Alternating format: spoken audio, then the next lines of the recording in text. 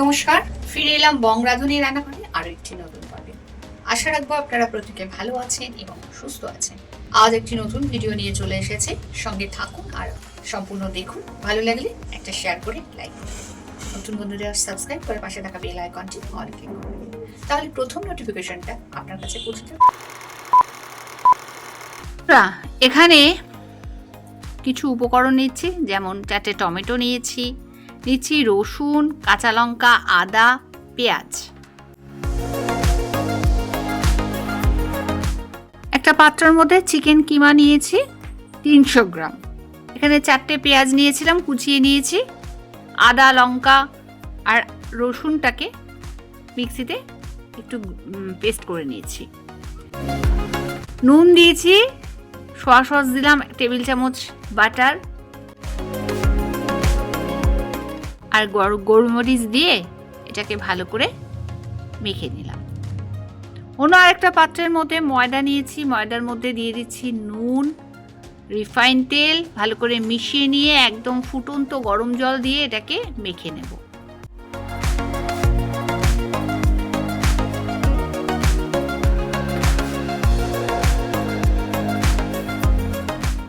এখানটায় খুব সুন্দর করে ময়দাটা মেখে নিয়েছি। ওপর থেকে একটুখানি রিফাইন তেল বুলিয়ে এটাকে ঢাকা দিয়ে রাখবো, তার কারণ ময়দাটা ওপরের দিকটা যাতে শুকিয়ে না যায়। এদিকে আমি টমেটো নিয়েছি, টমেটোটাকে একটুখানি পুড়িয়ে নিচ্ছি। এইভাবে টমেটোটাকে পুড়িয়ে নিলাম। আর অন্য একটা পাত্রের মধ্যে একটু গরম জল ফুটতে দিয়েছি, যার মধ্যে বোম্বাই লঙ্কা দিয়ে দিলাম সেদ্ধ করতে। বোম্বাই লঙ্কাটা সেদ্ধ হয়ে গেলে আর টমেটোর পোড়া খোসাটা ওপরে ফেলে দিয়ে বোম্বাই লঙ্কা, রসুন আর টমেটো এটাকে পেস্ট করে নেব।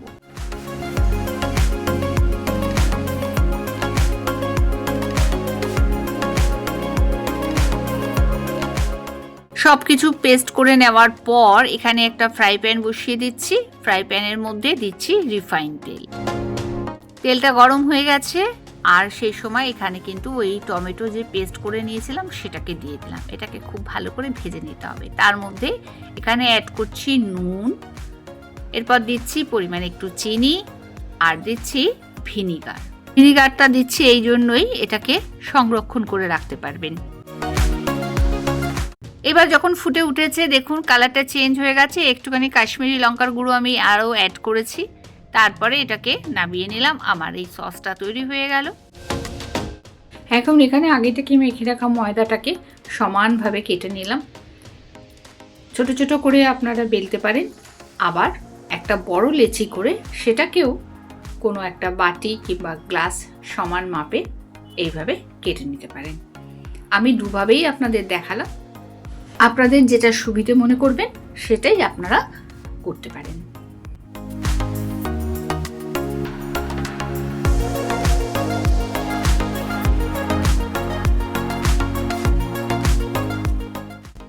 এখন এখানে ওই যে তৈরি করে রেখেছিলাম আগে থেকে যে মোমোর পুরটা, চিকেন পুর, সেটাকে এইভাবে শেপ দিয়ে নেব।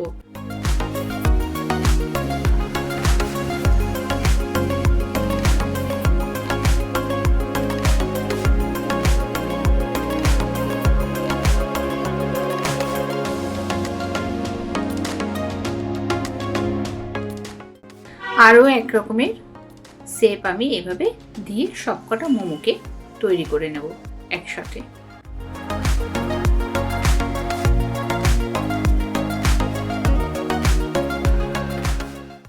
মোমোগুলো আমি তৈরি করে নিয়েছি। মোমো স্টিম করার জন্য একটা পাত্র আমি নতুন নিয়ে এসেছি। তো পাত্রটা আপনাদেরকে দেখিয়ে, এই পাত্রটা দেখুন 2টো বাটি আছে।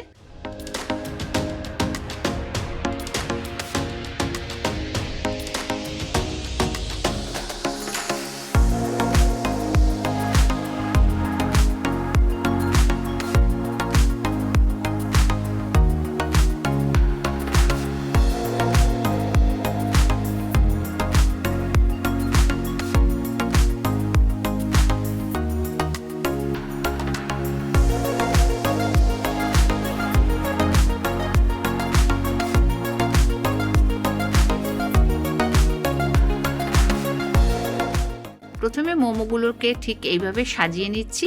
তেল ব্রাশ করে নেবার পর ওই পাত্রের মধ্যে আমি এবার মোমোগুলোকে খুব সুন্দর করে সাজিয়ে নিচ্ছি।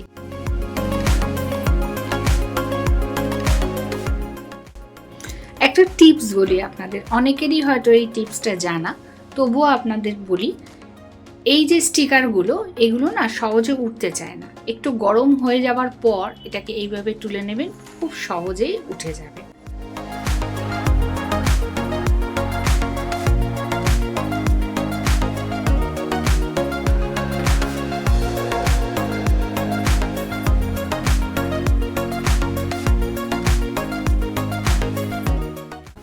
উপরের পাত্রটা একটু পরে হয় আর নিচের পাত্রটা আগে হয়ে যায়, তো একটু ওপর নিচ করে নিতে পারেন। আমি সেটাই করেছি, ওপর নিচ করে নিয়েছি একটু। প্রথমে কিছুটা স্টিম হয়ে যাওয়ার পর উপরেরটা আবার নিচে দিয়েছি, নিচেরটা আবার উপরে দিয়েছি। এইভাবে একটু চেঞ্জ করে নিয়ে 15 থেকে 20 মিনিট স্টিম করে নিলাম। 15 মিনিট পরে একটু খুলেছিলাম, দেখে নিয়েছি, তারপরে আরও 5 মিনিট করেছি। ভিডিও কেমন লাগলো বন্ধুরা? ভালো লাগলে একটা লাইক করে দেবেন।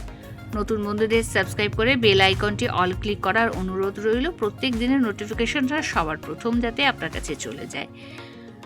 আজ বন্ধুরা এই পর্যন্ত, ফিরছি আগামী পর্বে। সঙ্গে থেকে ভিডিও দেখার জন্য অনেক ধন্যবাদ।